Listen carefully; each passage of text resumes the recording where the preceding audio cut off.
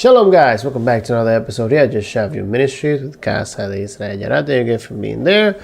Like I always say, if you like the content that we are putting up in our channel, like, subscribe. If you have any questions, comments, concerns, put on the comment section down below. So, this week we're going to continue with the weekly Torah portions. We have Torah portion Vayeshev, and it starts the story of Joseph.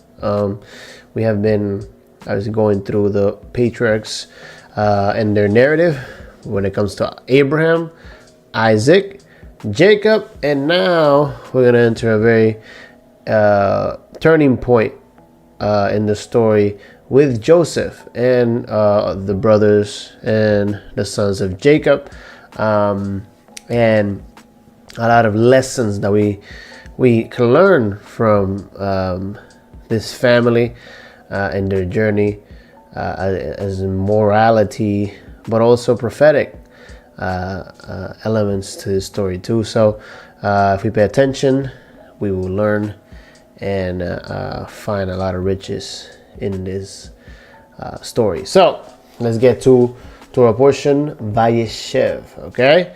And like I said, it is in Genesis 37 verse 1 to Genesis 40 verse 23. The Haftorah, or the prophets portion, is Amos chapter 2 verse 6 to chapter 3 verse 8. And the Brit Hadashah, or New Testament portion, is John chapter 4 verse 1 through 38. Last week's Torah portion, Vayishlach, recounted how Jacob had wrestled with a mysterious angel or man before returning to the promised land to be reconciled with his brother Esau, no longer named Jacob, heel holder of Esau, but Yisrael, prince of God, or one that prevails with God. A transformed Jacob finally returned to Hebron to see his father Isaac, nearly 34 years after he had left home. However, on the way back home, his beloved wife Rachel died while giving birth to his 12th son Benjamin. This week's Torah portion begins with Jacob living back in the land promised to Abraham, Isaac, and with his 12 sons. But the narrative quickly turns to Jacob's favorite son, Joseph, who has 17 years old at the time. The Torah states that Jacob loved Joseph more than all his other sons since he was a son of his old age, and he was the firstborn son of his beloved wife Rachel. Indeed, Jacob made him an ornament tunic to indicate his special status. And so this is part of the most important element of this story, which is Rachel is the love of Yaakov's life. She's the one that he went to get. Obviously, as we know the story, he gets tricked by Laban, and he receives Leah first, and then he has to work 7 more years for Rachel. But Rachel is the love of his life. He passes away, and the son that she can give him is Joseph, and he clings to that love for her as the love of his life, and their firstborn of their unity. And so here we have the story of Jacob receiving a cloak, which is a very symbolic element. It says many colors. Some say is white. I think the most important description of this tunic is that is up to his wrist and his ankles, meaning that he wore a robe that was of privilege, or a robe that the firstborn or the oldest carrying the promise and the responsibility would wear. So Joseph, the youngest, is recognized as the responsible one. Okay, so let's continue. As we read this story, we observe history and meditate on it, and we learn from our human behavior. This story is very important. Genesis 37, this is a review from a couple years ago. Verse 1 and 2 says, Jacob dwelt in the land where his father had dwelt, in the land of Canaan. This is the story of Jacob's family, Vayeshev, and he dwelt, right? Vayeshev is primitive rubus yashab, which is to sit correctly, specifically as a judge, or in ambush, or quietly. By implication, to dwell, remain, to marry, or casually, right? So this is close to the name of our ministry, Yeshav. We dwell and we abide in the presence of God and study his words. Okay? Joseph here, sorry for the typo, was a pastor with his brothers and was his helper, or their helper. Joseph, Genesis 37 verse 2 says, Joseph being 17 years old grazed the sheep with his brothers, and the young man was with the sons of Bilhah and with the sons of Zilpah, his father's wives. And Joseph informed his father of their bad reputation, right? So Joseph is recognized or traditionally known as a tattletale, or somebody that will tell on his brothers, and usually, like I said before, we see that in a negative sense, but in reality he's doing the right thing, right? He's looking after his father's name and image and inheritance, and he's bringing respect to the family in order, just like a firstborn would, right? Upholding the promise given to Abraham, Isaac, and Jacob. And so it's very important to know how Joseph represents this. Now, 1 Timothy chapter 5 verse 22 says, do not rush to lay your hands on anyone, lest you become an accomplice in the sins of others. Keep yourself pure. There's a lesson that is in the New Testament, but is a lesson that we need to learn from the brothers of Joseph. Joseph did not find his brothers around Shechem. A man informed them that they had moved to Dothan. When Joseph approached his brothers near Dothan, they recognized him in the distance because of his elegant cloak. They began to plot how they might get rid of this troubling dreamer and his threatening dreams. Since his ancient believed that dreams held the future, the most effective way to put an end to an undesirable future foreshadowed by dreams was to put an end to the dreamer himself. The brothers plotted to kill Joseph and dispose of him by throwing his body into one of the cisterns dotted the hill country of Canaan, right? So now we have jumped past a lot of points, right? So in this case, Joseph tells his brothers. After that, he doesn't obviously obtain a great fame for that. And after he has dreams. Now in the dreams, he starts to inform his family about the dreams, but he is not interpreting the dreams. He's just telling them, this is what I dreamt. But they, when they hear the dream, they feel a level of jealousy or envy or guilt or a negative energy towards Joseph because of the dream he had. But if you read the narrative, Joseph never gives an interpretation of the dreams. He just informs the family of the dream he had. And so in the dreams, when they saw themselves in the dream, they recognized the dream as a negative thing against them and in favor of Joseph. So they believed that Joseph was trying to put himself over them. But in reality, Joseph was just being a vehicle and a vessel to give God's message. And the gift that God gave Joseph was the dreams. And so once Joseph goes to look for his brothers, they plot to kill him and hurt him. And before they decide to kill him, they say, let's not kill him, but let's sell him. Okay, so that is a dramatic story in a way for Joseph. A good young man doing the right thing, representing his father's honor, protecting his father's honor, protecting his brothers from doing the wrong thing, from sinning, from disobedience.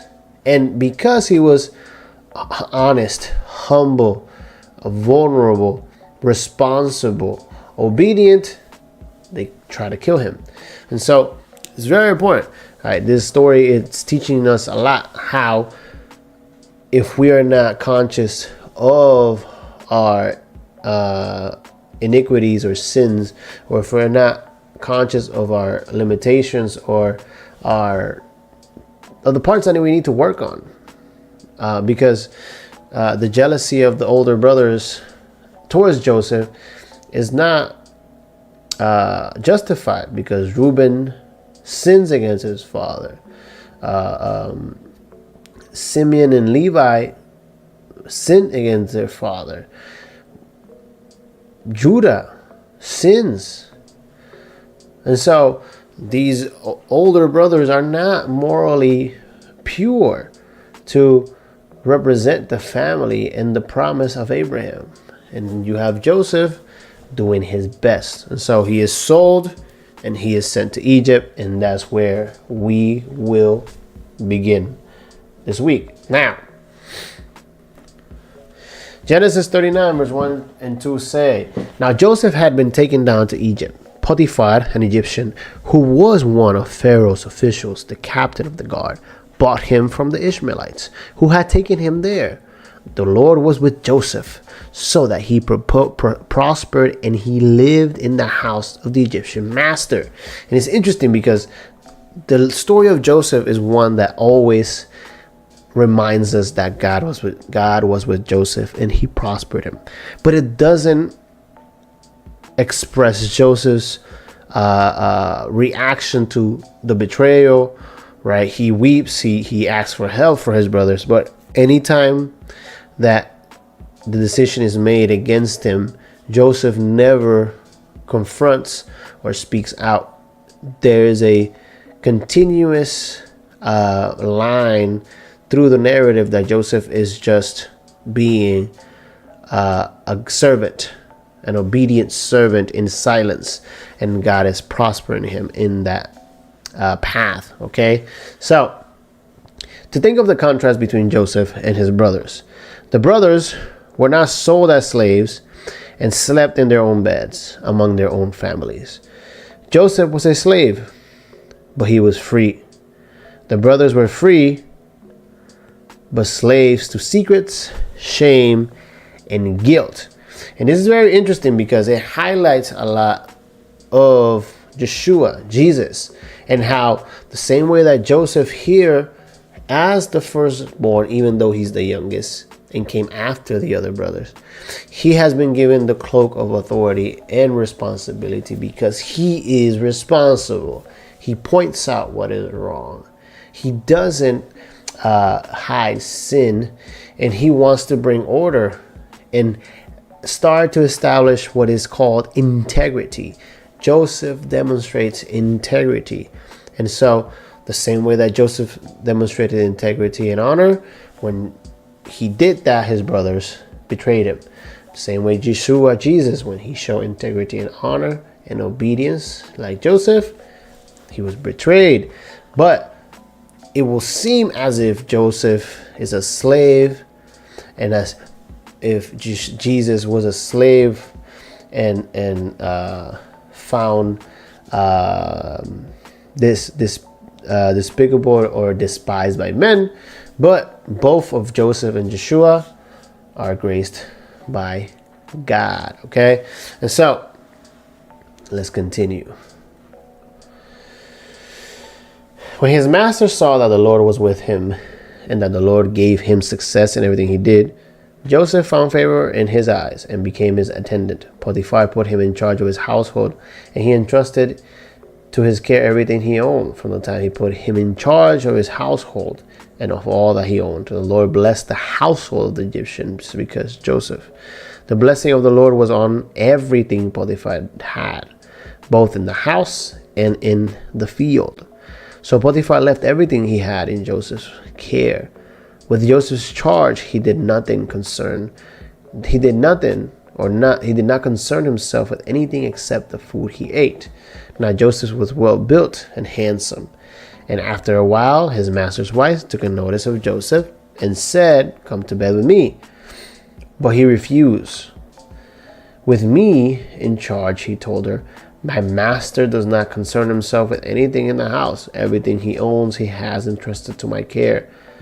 No one is greater than this house than I am.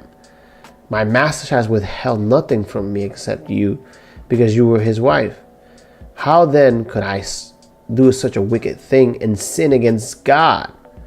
And though she spoke to Joseph day after day, he refused to go to bed with her or even be with her.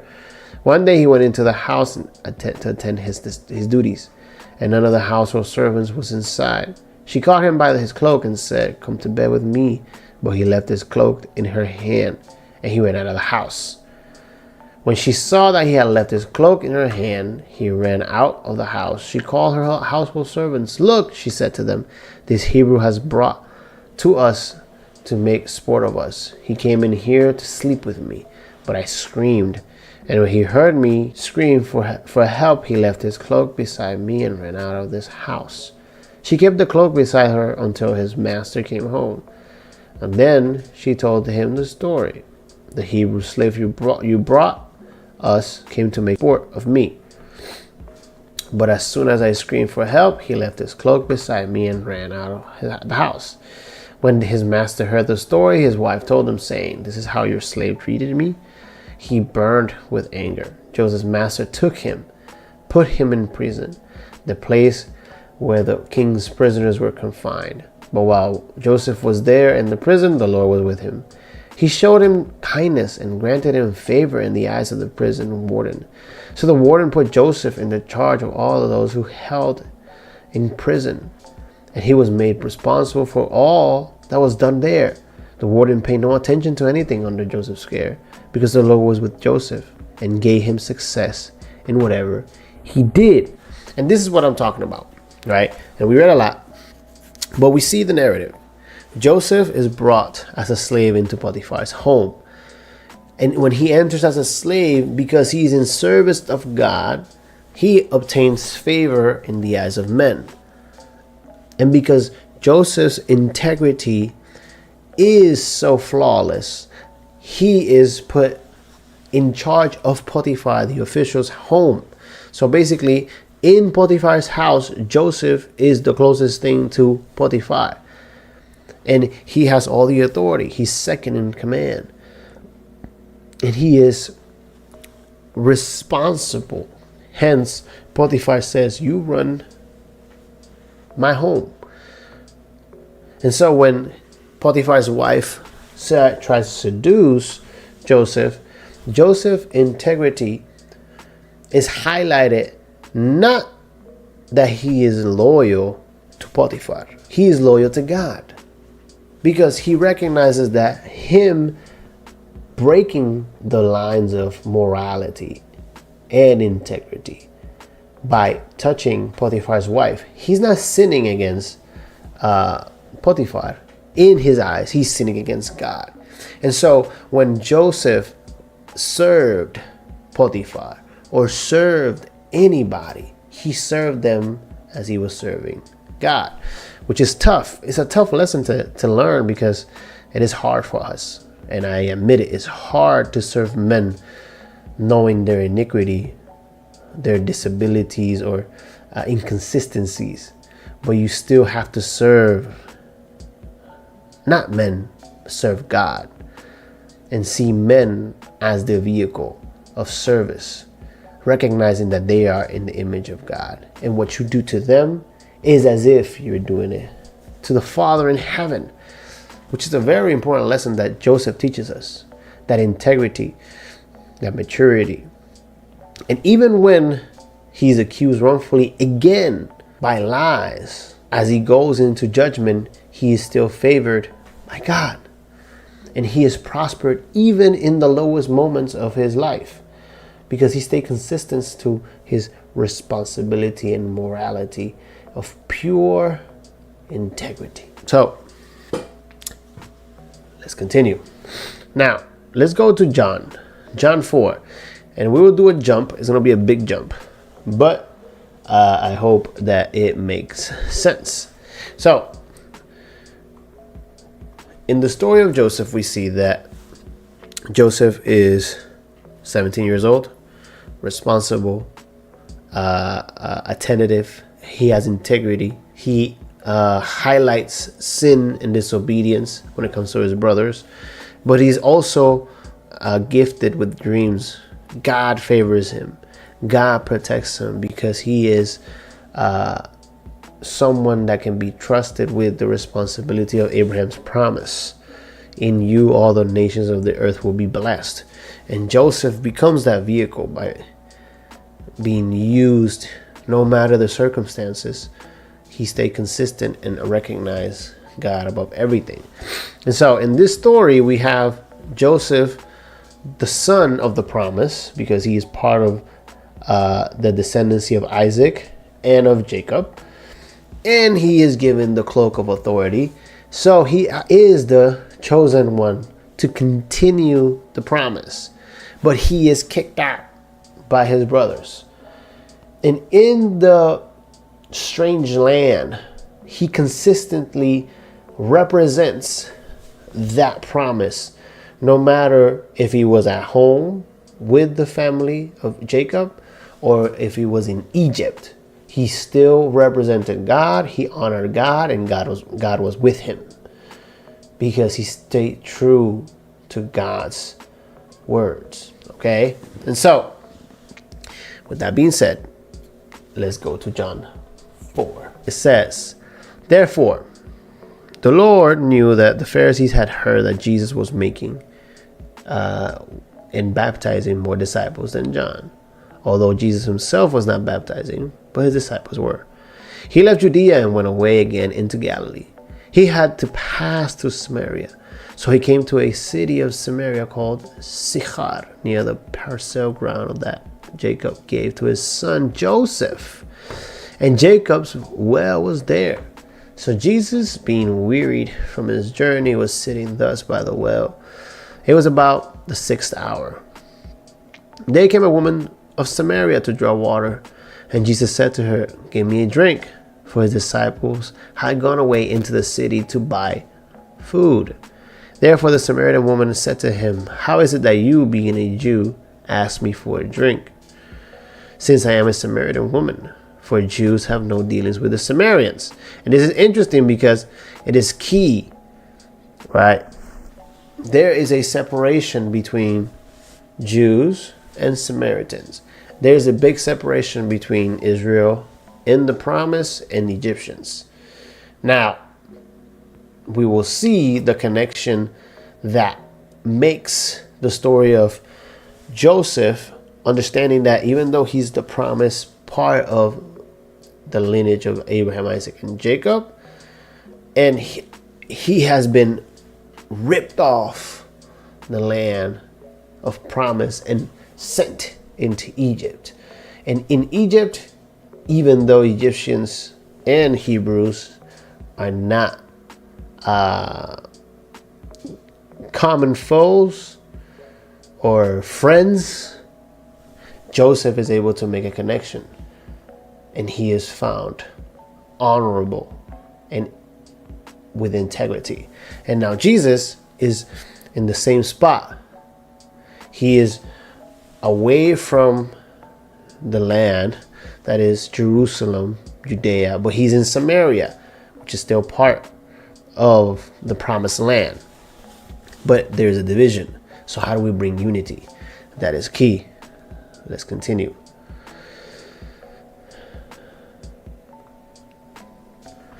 Jesus answered and said to her, if you knew the gift of God and who it is who says to you, give me a drink, you will have asked him, and he will have given you living water. She said to him, sir, you have nothing to draw with. The well is deep. Where then you get the living water? You are not greater than our father Jacob, are you, who gave us this well, and drank of it himself, and his sons, and his cattle? Jesus answered and said to her, everyone who drinks of this water will thirst again. But whoever drinks of the water that I will give them shall never thirst. But the water that I will give him will become in him a well of water springing up to eternal life. The woman said to him, sir, give me this water so I will not be thirsty no more. Come all the way here to draw. He said to her, "Go call your husband and come here." The woman answered and said, "I have no husband." And Jesus said to her, "You have correctly said, I have no husband. For you have had 5 husbands, and the one whom you now have is not your husband. This you have said truly." The woman said to him, "Sir, I perceive that you are a prophet. Our fathers worshipped in this mountain, and you people say that in Jerusalem is the place where men ought to worship." Jesus said to her, "Women, believe me, an hour is coming when neither in the mountain nor in Jerusalem will you worship the Father. You will worship what you do not know.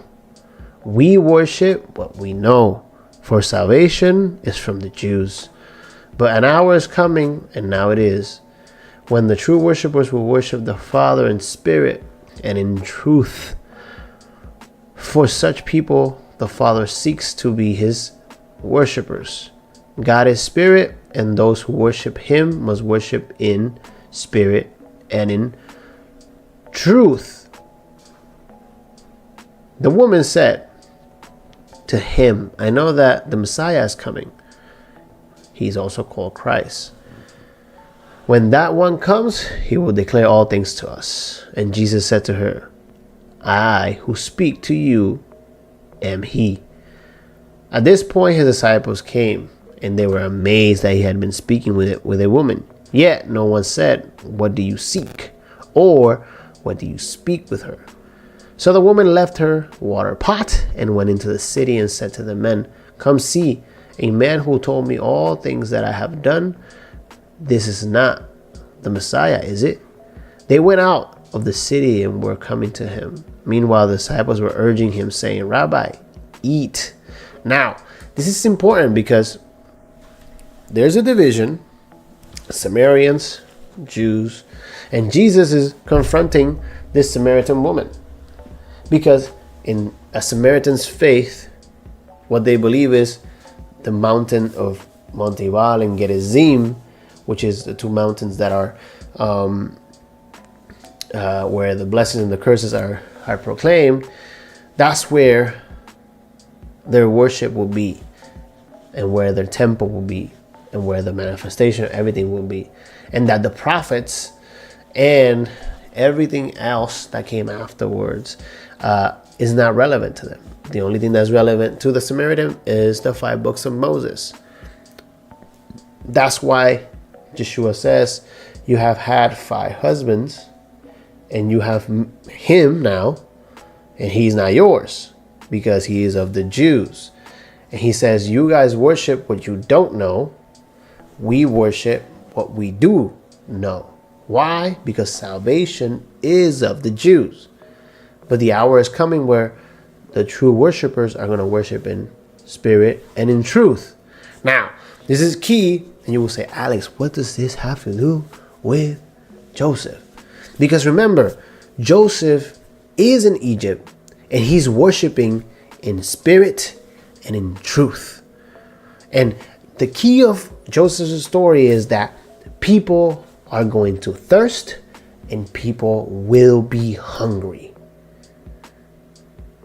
Because those are the dreams that Joseph is having. And you might say, "Alex, why are you spoiling the story?" I'm just letting you know that is what's going to happen. The woman is looking for water, and she believes that the well is the most important element to give water, because she says Jacob was the one that built this well and his descendants drank of this well. So are you greater than him who had the promise and was the chosen one in that moment in time? And Jesus says, the one that gave favor upon Jacob and his ascendancy is the one that's giving you waters, my Father in heaven. Okay, so you will say again, "Alex, what does Joseph have to do with Yeshua right now?" Well, remember the story of Joseph. Even though we're at Potiphar's house and he's in prison, the dreams that he's having about his brothers and his family, and the dreams that he will interpret next week, have to do with thirst and famine, and also abundance. But abundance is only tied to the instructions of God.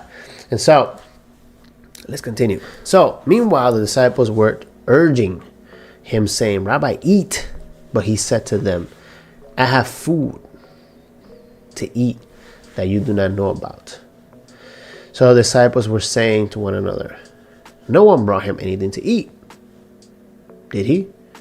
Jesus said to them, my food is to do the will of him who sent me and to accomplish his work. Do you not say, there are yet 4 months, and then comes the harvest? Behold, I say to you, lift up your eyes and look on the fields, that they are white for harvest. Already he who reaps is receiving wages and is gathering fruit for eternal life, so that he who sows and he who reaps may rejoice together. For in this case, the saying is true.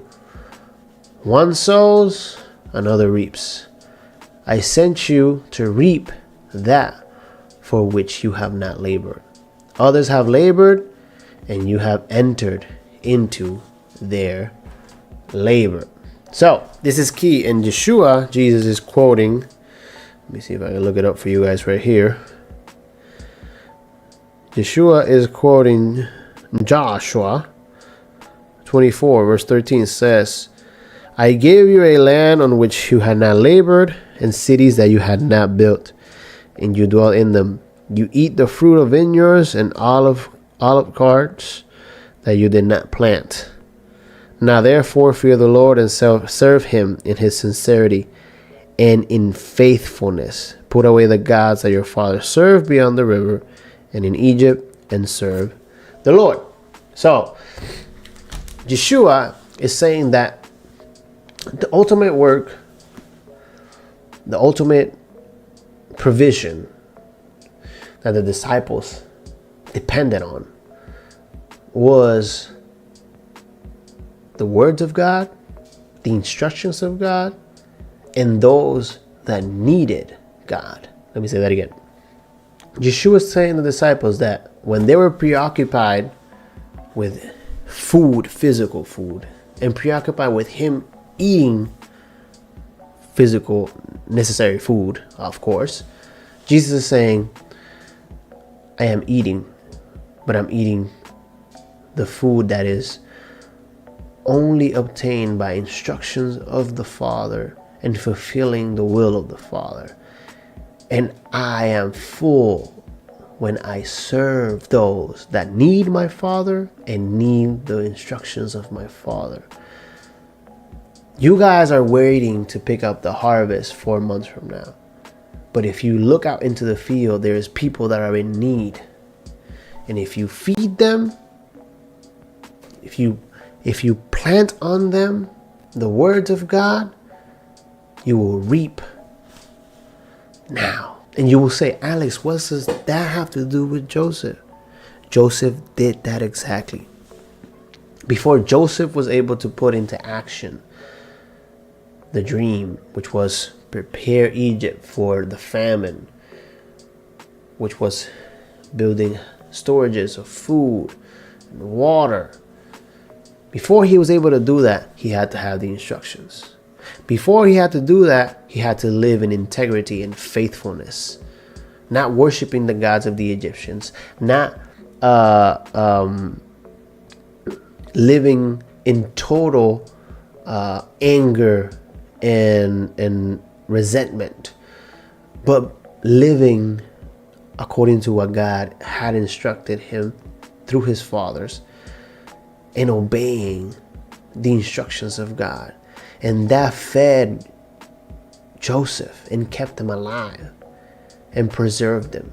And because he was able to do that, he was able to be a blessing and a salvation to many nations that were in need in that time of famine. The same way that the Samaritan woman was worried about a physical well, Jesus is saying, I have the one who has living waters. And I live by the instructions of the one that can feed me and sustain me. But the key to our service is our integrity. Just like Joseph told us, am I going to sin against God? What we consider Joseph staying away from Potiphar's wife, Joseph called it sinning against God. Jesus was conscious. Joseph was conscious. Integrity and faithfulness will preserve us. Obedience, love, consistency, commitment will protect us. We have to have the Father. The Father is the food that we want and the water that we need. And everything else will follow suit. So, that's all I got for this week. I hope it makes sense. Remember, the parallels, the connections are always consistent if you're truly looking for truth. The truth will set you free. Joseph was a slave, but he was free because he had the truth. Yeshua was a slave, but he was free because he had the truth. In our perception, they were slaves. In God's perception, they were free and full of grace. So, have a great week. Shavua Tov and Shabbat Shalom. Thank you.